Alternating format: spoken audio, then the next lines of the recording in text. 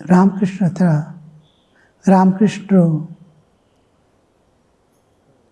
ದಕ್ಷಿಣೇಶ್ವರಕ್ಕೆ ಹೋದಾಗ ಅದಕ್ಕೆ ಮುಂಚೆ ಆ ಆನಂದದ ಸಾಗರ ನೋಡ್ತಾ ಇರ್ತೀವಿ. ಬಟ್ ಸುತ್ತಮುತ್ತಲು ಕಷ್ಟ ದುಃಖಗಳು ಇದೇ ಥರ. ರಾಮ ಬಂದಾಗಲೂ ಇದೇ ಪ್ರಾಬ್ಲಮ್ ಇತ್ತು. ಜಗತ್ತು ಹಿಂಗೇ ಇರುತ್ತೆ, ಜಗತ್ತು ಪರಿವರ್ತನೆ ಆಗಲ್ಲ. ಆಮೇಲೆ ಯುಗ ಪರಿವರ್ತನೆ ಆದಂಗೆ ಬ್ಯಾಡ್ ಟು ವರ್ಸ್ ಹೋಗ್ತಾ ಇರುತ್ತೆ. ಎರಡು ಧರ್ಮ ಆ್ಯಂಡ್ ಅಧರ್ಮ ಸಮಾನವಾಗಿರುತ್ತೆ. ಅಧರ್ಮ ಸ್ವಲ್ಪ ಜಾಸ್ತಿ ಇರುತ್ತೆ ಯಾವಾಗಲೂ. ಬೆಳೆ ಹಾಕಿದಾಗ ವೀಡ್ಸ್ ಸ್ವಲ್ಪ ಜಾಸ್ತಿ ಇರುತ್ತೆ. ಅಕ್ಕಪಕ್ಕದಲ್ಲೆಲ್ಲ ವೀಡ್ಸೆ, ಬೆಳೆ ಹಾಕಿರೋ ಜಾಗ ಬಿಟ್ಟು. ಬಟ್ ರಾಮಕೃಷ್ಣ ಬಂದಾಗ ಯಾರು ಅವ್ರನ್ನ ನೋಡಿದ್ರೋ ಅವ್ರ ಸ್ಥಿತಿಗತಿಗಳು ಹೇಗಿತ್ತು, ನಮ್ಮ ಮಾನಸಿಕ ಸ್ಥಿತಿ ನಾವು ಅದ್ರ ಮೇಲೆ ಸೂಪರ್ ಇಂಪೋಸ್ ಮಾಡ್ತಾ ಇರ್ತೀವಿ. ಎಷ್ಟೋ ಜನ ಬಂದು ಆನಂದ ಸಾಗರದಲ್ಲಿ ಇದ್ದು ಮೈ ಮರೆತು ಅಲ್ಲೇ ಇದ್ದು ಅಲ್ಲಿ ಬಿದ್ದು ಹೊರಳಾಡಿ ಹೊರಟೋದ್ರು. ತಾಯಿ ಇದರಲ್ಲೂ ಅಷ್ಟೇ. ತಾಯಿ ಜೊತೆಯಲ್ಲಿ ಸುಮಾರು 30 ಹೆಂಗಸರು ಅವ್ರು ಬೇಲೂರು ಮಠ ಕೊನೆಗೆ ಹೋದಾಗ ಅಲ್ಲಿ 30 women were there with her. ಎಲ್ಲಿ ಹೋದ್ರೂ ಅವ್ರನ್ನ ಕರ್ಕೊಂಡು ಹೋಗೋದು. ಅವರ ಆನಂದ ಸಾಗರವನ್ನು ಹೇಗೆ ಅನುಭವಿಸಿರ್ಬೋದು. ತಾಯಿನೂ ತನ್ನ ಮಕ್ಕಳನ್ನ ನೋಡಿಬಿಟ್ಟು ಹೇಗೆ ಅನುಭವಿಸಿರ್ಬೋದು. ನಮಗೆ ಪ್ರೆಸೆಂಟ್ ಮಾಡಿರೋದು ಇವಾಗ ಅರ್ಜುನನಿಗೆ ಕೃಷ್ಣ ಪ್ರೆಸೆಂಟ್ ಮಾಡ್ದಂಗೆ. ಎಷ್ಟು ಜನ ಮೈ ಮರೆತು ಅವರ ಅನುಭವಗಳನ್ನು ಹೇಳ್ಕೊಂಡಾಗ ವಾಸನಾದೇವಿ ಹೋಗಿ ಪರ್ಸ್ನಲಿ ಐ ಮೆಟ್ ವಾಸನಾದೇವಿ. ಹೋಗ್ಬಿಟ್ಟು ಅವ್ರ ಚರಣದಲ್ಲಿ ಕೂತ್ಕೊಂಡು ಆಲ್ಮೋಸ್ಟ್ ಎವ್ರಿ ಡೇ ಓಡೋಗ್ತಿದ್ದೆ ಅವ್ರ ಹತ್ರ. ಅವ್ರದ್ದು ನಿಮ್ಮದರು ಬೃಂದಾವನದಿಂದ ಠಾಕೂರ್ ಮಹಾಸಮಾಧಿ ಆದಮೇಲೆ ವಾಪಸ್ ಬರಬೇಕಾದ್ರೆ ಕಾಮರ್ ಪುಕಾರಕ್ಕೆ she is the day who goes and meets in the street. ಆಮೇಲೆ ತಾಯಿದು ಮಹಾಸಮಾಧಿ ಆಗೋವರೆಗೂ ವಾಸನಾದೇವಿ ವಿಥಾರ್ ನೆರಳಿದ್ದಂಗೆ ಎಂದು ಬಿಟ್ಟಿರಲೇ ಇಲ್ಲ. ಜನ ಮಟ್ಟಿಗೆ ಹೋದ್ರೆ ಅವ್ರ ಜೊತೆ ಬರೋದು, ವಾಪಸ್ ಬಂದರೆ ಅವ್ರ ಜೊತೆಲಿ ಬರೋದು. ಅವರು ಏನು ಸ್ಥಿತಿಯನ್ನು ಪ್ರಾಪ್ತಿ ಮಾಡಿದ್ರು, ಯಾವ ಸ್ಥಿತಿಯಲ್ಲಿದ್ದರು. ಅವ್ರು ಹೇಳ್ತಾರೆ, ನಮಗೆ ಉಡೋಕ್ಕೆ ಬಟ್ಟೆ ಇರಲಿಲ್ಲ, ತಿನ್ನೋಕ್ಕೆ ಅನ್ನ ಇರಲಿಲ್ಲ, ಆನಂದಕ್ಕೆ ನಮಗೆ ಅಭಾವನೇ ಇಲ್ಲ. ಈ ಬುದ್ಧ ಹೊರಗಡೆ ಬಂದು ನೋಡಿದಾಗ ಎಲ್ಲ ಆಳ್ತಾ ಇದ್ದಾರೆ. ಫಸ್ಟ್ ನೋಡೋದು ಹೆಣ, ನೆಕ್ಸ್ಟ್ ನೋಡೋದು ಮುದುಕ, ಮೂರನೇ ನೋಡೋದು ರೋಗಿ. ಒಬ್ಬ ಏನು ಬಟ್ಟೆ ಇಲ್ಲ ಏನೂ ಇಲ್ಲ, ಒಂದು ಕೌಪಿನ ಹಾಕೊಂಡು ಮರದ ಕೆಳಗಡೆ ಕೂತಿದ್ದಾನೆ, ಆನಂದ ಸಾಗರದಲ್ಲಿ ತೇಲ್ತಾ ಇದ್ದಾನೆ. ಅದನ್ನು ನೋಡ್ಬಿಟ್ಟು ಅವನಿಗೆ I must find out a way for people, suffering people, how to overcome suffering. ಆ ಮಾರ್ಗವನ್ನು ನಾನು ನೋಡಬೇಕು ಅಂತ.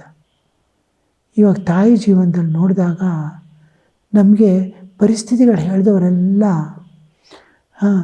ಆ ಡೈರೆಕ್ಟ್ ಡಿಸೈಪಲ್ಸ್ ಹೋದಾಗ ಇವನು ಗಿರೀಶ್ ಚಂದ್ರ ಘೋಷ್ ಹೋಗೋಕ್ಕೆ ಶುರು ಮಾಡ್ತಾನೆ ತಾಯಿ ಹತ್ರ. ಅಲ್ಲಿ ಹೋಗ್ಬಿಟ್ಟು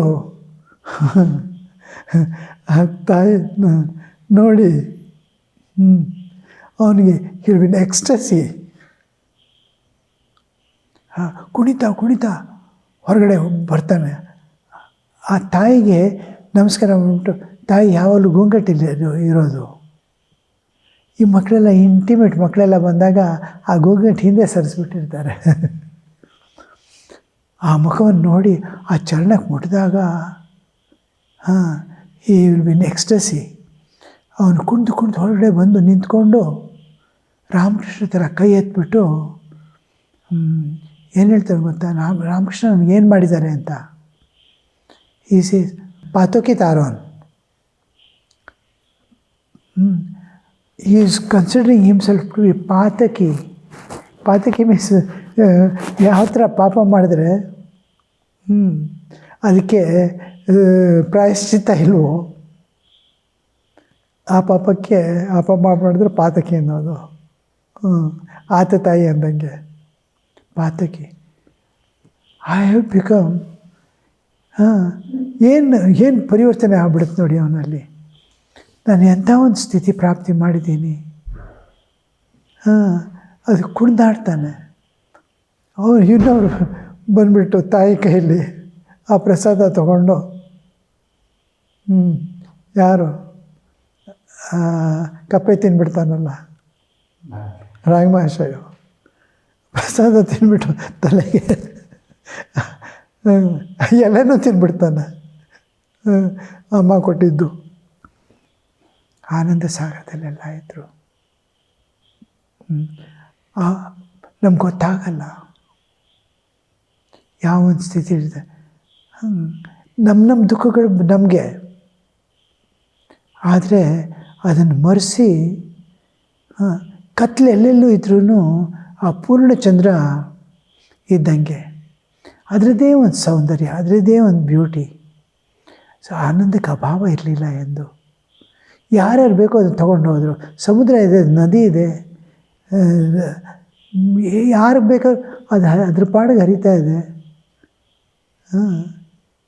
ಯಾರು ಬೇಕೋ ಅವ್ರು ತುಂಬ್ಕೊಂಡು ಹೋಗ್ತಾ ಇರ್ತಾರೆ. ಬಂದವರೆಲ್ಲ ತುಂಬ್ಕೊಂಡು ಹೋದರು.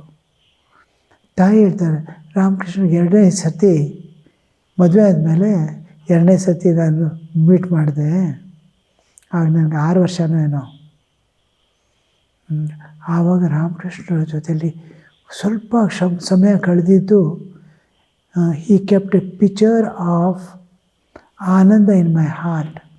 ಒಂದು ಘಟವನ್ನಿಟ್ಟರು, ಆನಂದದ ಘಟ. ಅದು ಎಂದೆಂದೂ ಬತ್ತೋಗಿಲ್ಲ. ಇಟ್ ಈಸ್ ದೇರ್ ಕಾನ್ಸ್ಟೆಂಟ್ಲಿ ಆನಂದದ. ಸೊ ಅದು ವ್ಯಕ್ತಿಗತವಾಗಿ ಅನುಭವಿಸೋದು. ಜಗತ್ತಿಗೆ ಇರುತ್ತೆ. ರಾಮ ಇರಲಿ, ಕೃಷ್ಣ ಇರಲಿ.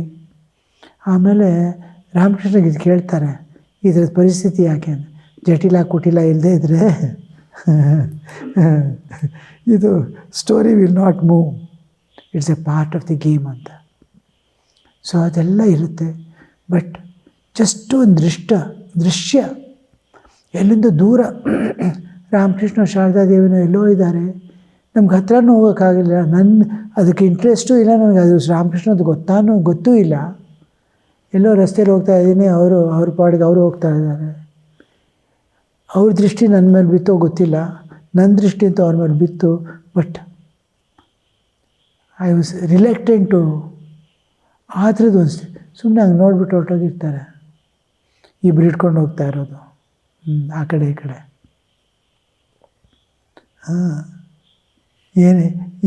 ಏನಾಗಿದೆಯೋ ಪಾಪ ಮನುಷ್ಯ ಅಂದ್ಬಿಟ್ಟು ಬುದ್ಧಿವಂತರು. ಅಷ್ಟು ಸಾಕು. ನೆಕ್ಸ್ಟ್ ಜನ್ಮದಲ್ಲಿ ರಾಮಕೃಷ್ಣ ಮಠ.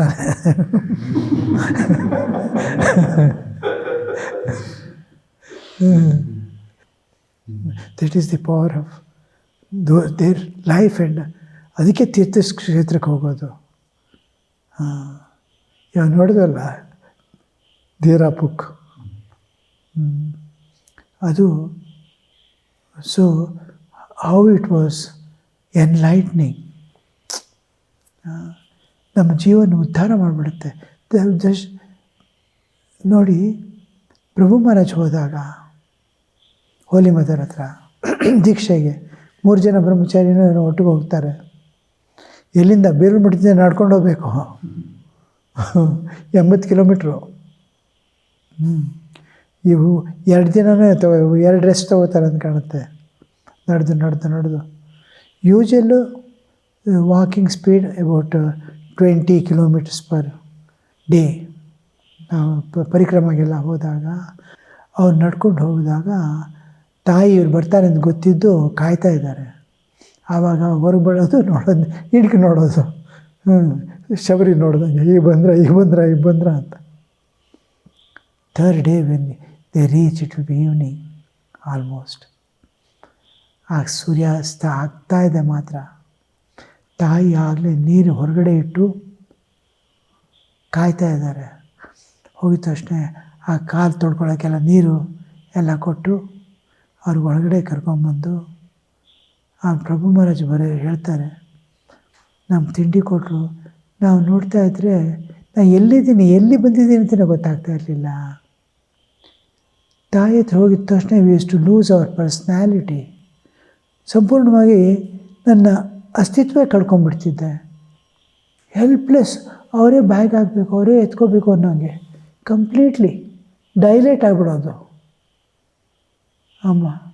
ಮತ್ತು ಈ ಕಡೆ ತಿರ್ಕೊಂಡು ಆ ಕಡೆ ಬಂದರೆ ಮತ್ತೆ ಅದೇ ಬ್ರಹ್ಮಚಾರಿ.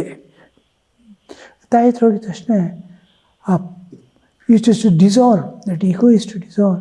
ಅಂದರೆ ಯಾವ ಥರ ಡಿಸಾಲ್ವ್ ಅಂದರೆ ಹೆಲ್ಪ್ಲೆಸ್ ಮಗು ಥರ, ಯೋಚಿಸೋಕ್ಕಾಗಲ್ಲ, ಬುದ್ಧಿ ಇಲ್ಲದೆ ಇರೋ ಥರ ಹೆಲ್ಪ್ಲೆಸ್ ಕಂಡೀಷನ್. ಏನು ಅವರು ಇದು ಬಡಿಸಿದ್ರೆ ನಾನು ತಿನ್ನೋಕ್ಕಾಗಲ್ಲ, ನೀನು ತಿನ್ನಿಸು ಅನ್ನೋಂಗೆ ತಿಂತಾನೆ. ಬಟ್ ದಟ್ ಕಂಪ್ಲೀಟ್ ಆ ಡೆಸಲ್ಯೂಷನ್, ಅದೇನು ಅವ್ರು ಹೇಳ್ತಾರೆ, ಮತ್ತೆ ಆ ಕಡೆ ತಿರ್ಕೊಂಡು ಆ ಗೇಟ್ ಕಡೆ ತಿರ್ಕೊಂಡು ಎದ್ದು ನಿಂತ್ಕೊಂಡ್ರೆ ಸಾಕು, ಅದೇ ನಾನು. ಇಲ್ಲೋಗಿದ ತಕ್ಷಣ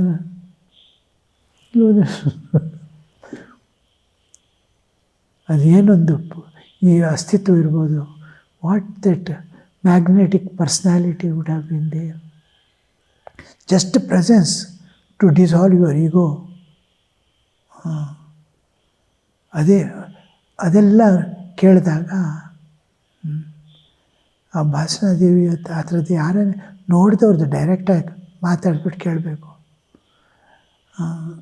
ಆವಾಗ ಆ ವಿಶ್ವಾಸ, ಆ ತಾಯಿ ಹೇಗೆ ಟ್ರೀಟ್ ಮಾಡ್ತಿದ್ರು, ಹೇಗೆ ನೋಡ್ಕೋತಿದ್ರು.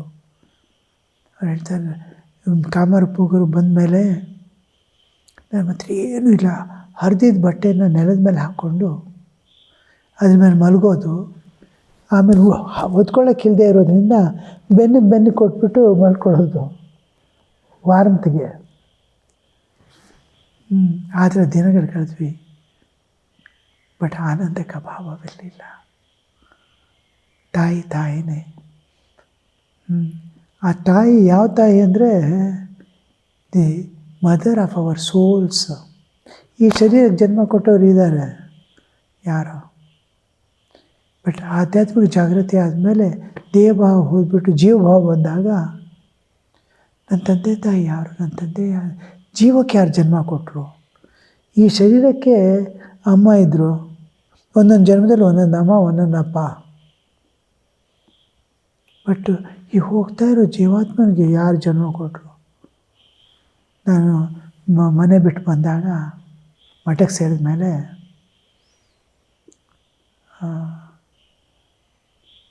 ಯಾರು ಮೋಸ್ಟ್ಲಿ ಭಜನಾನಂದಜಿ ಮಹಾರಾಜ್ ಅಂತ ಕಾಣುತ್ತೆ.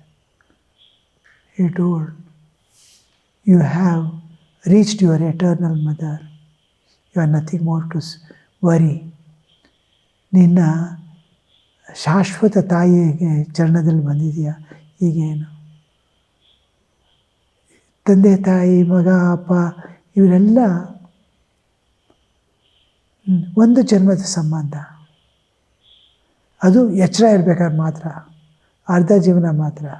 ನಿದ್ದೆ ಬಿತ್ತು ಅಂದರೆ ಅಪ್ಪನೂ ಇಲ್ಲ, ಅಮ್ಮನೂ ಇಲ್ಲ, ಮಗನೂ ಇಲ್ಲ, ಯಾರೂ ಇಲ್ಲ. ಅರ್ಧ ಜನ್ಮ ನಿದ್ದೆಯಲ್ಲಿ ಕಳೆದ್ಬಿಡ್ತೀವಿ. ಮಗುನು ಮ್ಯಾಕ್ಸಿಮಮ್ ಮಾಡ್ಕೊಳ್ಳೋದು.